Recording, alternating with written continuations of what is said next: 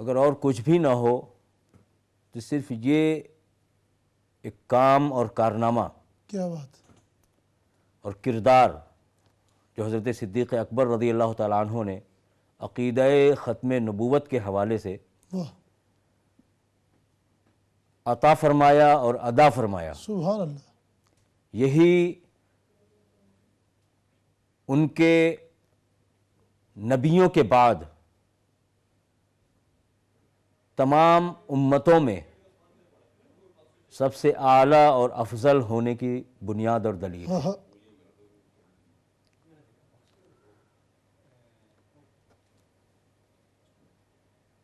آپ نے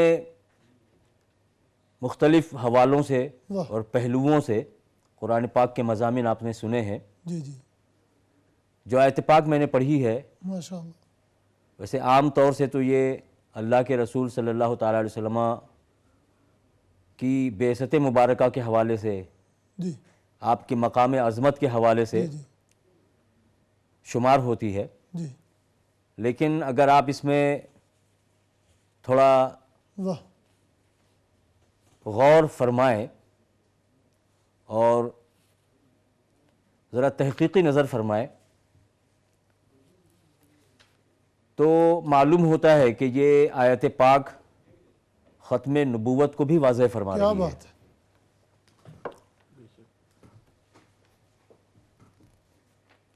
میں تو کبھی کبھی بڑا حیران ہوتا ہوں ہاں ہاں، کہ جب یہ منکرین ختم نبوت، آج کے دور کے یہ جماعت کذاب، جی آیت ختم نبوت کے معنی میں تعویل اور تحریف کرتی ہے، سبحان اللہ، لیکن حقیقت یہ ہے کہ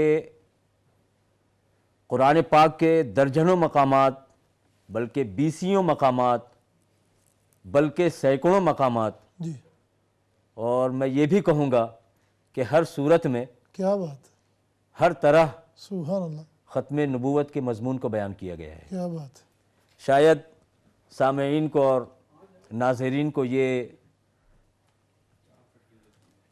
محل تعجب معلوم ہو، واہ، لیکن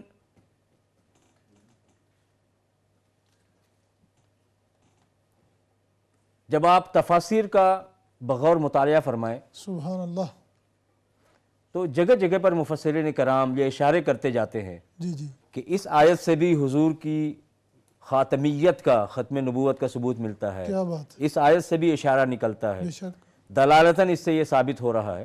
بے شک، اور مجھے یہ سنی ہوئی بات ہے، میں نے پڑھی نہیں ہے، جی شیخ الجامعہ علامہ غلام محمد گھوٹوی رحمۃ اللہ تعالیٰ علیہ، جی، جو عارف باللہ حضرت پیر سید مہر علی شاہ صاحب رحمۃ اللہ تعالیٰ علیہ، جو اس آخری دور میں قائد ہیں تحریک ختم نبوت کے، آپ کے وہ مرید بھی ہیں اور مستفید بھی ہیں۔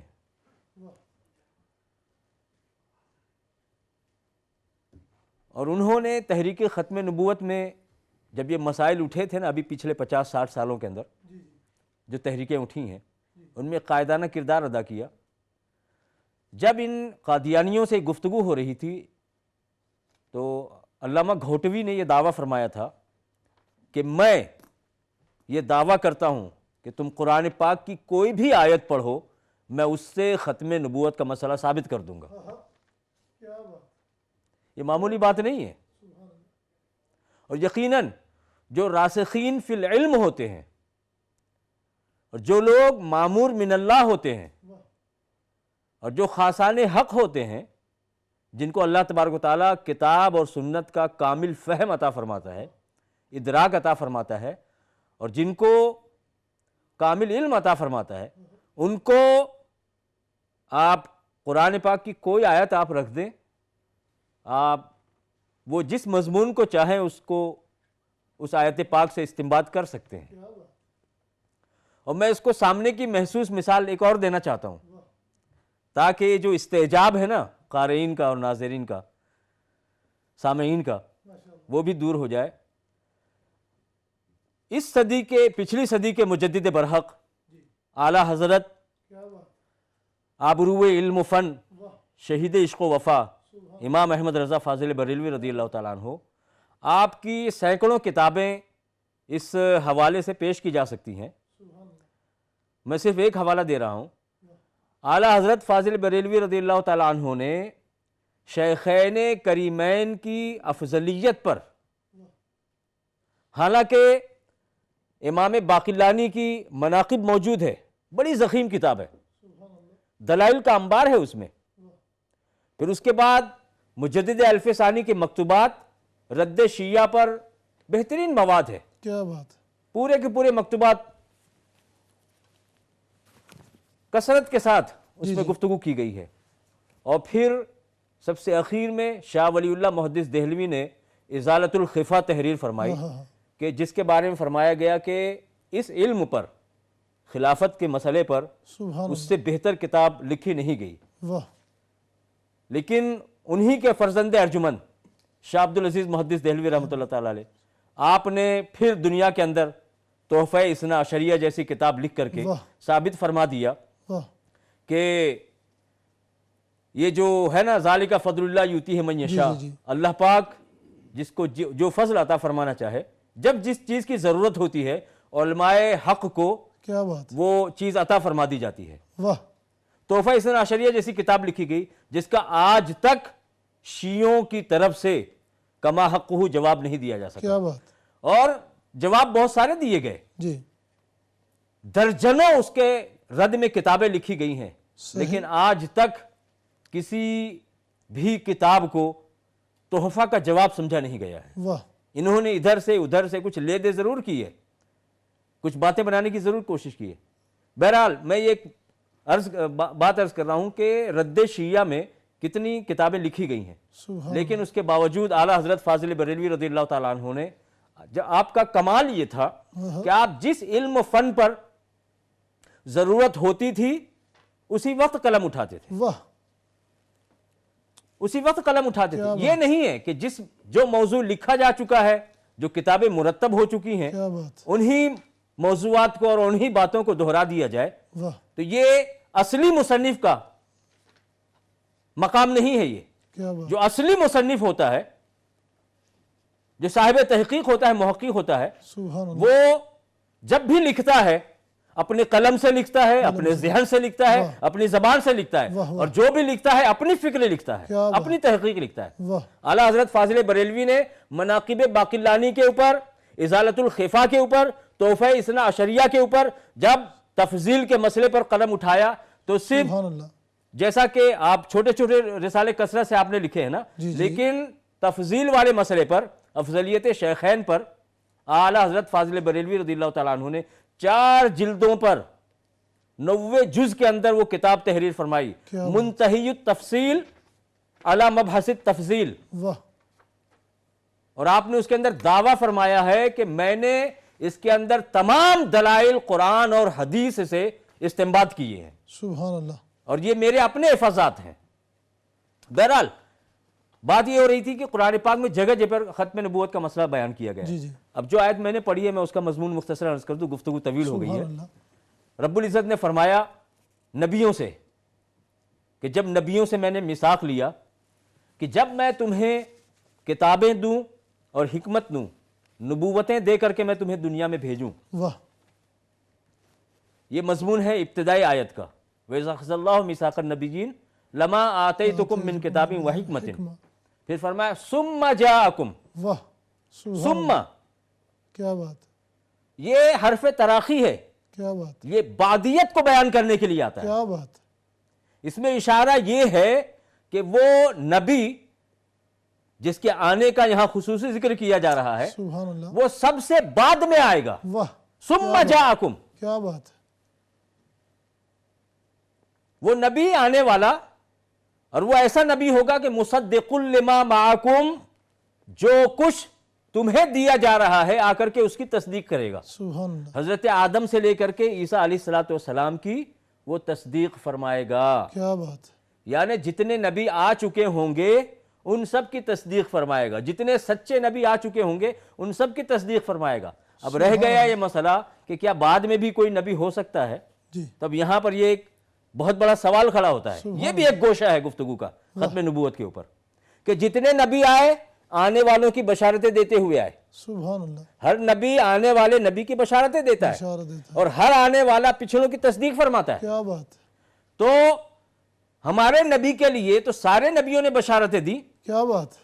سارے نبی سبحان بشارتیں اللہ. دیتے ہوئے آئے. اب ہونا یہی چاہیے تھا کہ اگر حضور کے بعد بھی کوئی نبی ہوتا تو اللہ کے رسول اس کی بشارت دیتے. کیا بات ہے حضرت صاحب, سبحان اللہ. اللہ کے رسول اس کی بشارت دیتے, لیکن اللہ کے رسول نے صاف فرما دیا کہ میرے بعد نبی نہیں ہے, واہ. اس لیے آپ نے بشارت بھی نہیں دی. ہاں میرے بعد خلفاء ہوں گے, کیا بات ہے. میرے بعد خلفاء ہوں گے. اب نبوت کا سلسلہ ختم, اور اس کو آپ نے تمثیل کے ساتھ, میں نے بتایا نا کہ صراحتاً دلالتاً اشارتاً قرآن اور سنت میں بے شمار دلائل موجود ہیں اس کے. جی. ایک تمثیل آپ نے بیان فرمائی ختم نبوت کی, قصر نبوت کی آپ نے ایک تمثیل, بڑی مشہور حدیث ہے, اس کو مفہوم عرض کروں, گفتگو ختم کر رہا ہوں میں. سبحان اللہ. فرمایا کہ میری مثال ایسے ہے اور پچھلے نبیوں کی, واہ یہاں پر بھی یہ لفظ موجود ہے, واہ واہ. ان مثلی و مثل الانبیاء قبلی, کیا بات ہے. جو مجھ سے پہلے جو نبی ان کی مثال ایسے ہے کہ جیسے کہ ایک گھر بنانے والے نے گھر بنایا, عمارت, کیا بات. اور اس کو خوب سجایا اور سنوارا. واہ. لوگ آتے ہیں اور اس کو دیکھتے ہیں, دیکھتے ہیں. اس کے حسن سے مبہوت ہو جاتے ہیں, سبحان اس کی تعمیر پر حیران ہو جاتے ہیں, سبحان اللہ. لیکن ایک جگہ پر ایک اینٹ کی جگہ خالی ہے. سبحان اللہ. سب کچھ مکمل ہے, صرف ایک جگہ, ایک اینٹ کی جگہ کے خالی ہے. اللہ کے رسول نے فرمایا اس قصر نبوت میں جہاں پر جو کمی رہ گئی ہے ایک اینٹ کی, پھر اس کے بعد وہ عمارت مکمل ہو گئی. کیا بات. اس کے اندر کسی اضافے کی ضرورت نہیں ہے, کسی زیادتی کی ضرورت نہیں ہے, کسی مزید کام کی ضرورت نہیں ہے. فرمایا کہ وہ آخری اینٹ میں ہوں. کیا بات. وہ آخری اینٹ میں اللہ کے رسول صلی اللہ علیہ وسلم فرمایا. اب قصر نبوت مکمل ہو گیا ہے. مکمل ہو گئی. یہ ختم نبوت کی بنیاد ہے. اور حضرت صدیق اکبر رضی اللہ تعالیٰ عنہ نے حضرت اسامہ کے لشکر کو بھیجنے کی بات ہوئی, میں بیٹھا بیٹھا سوچ رہا تھا یہ بھی تو ہو سکتا تھا نا جی جی.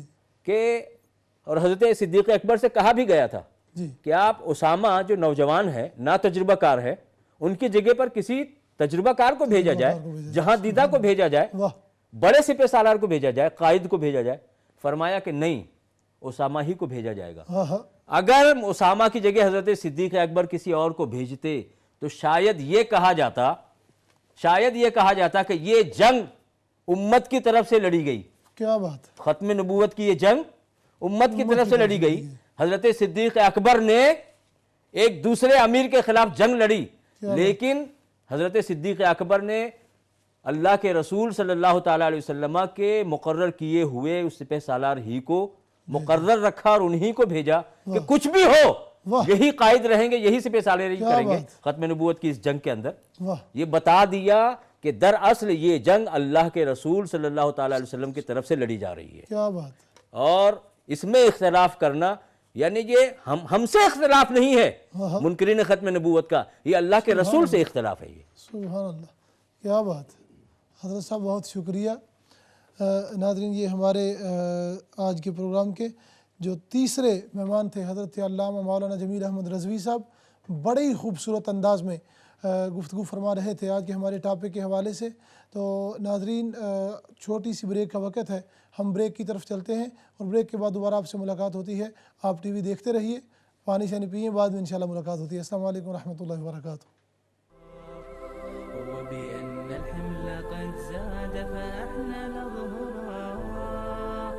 فإذا الصاعد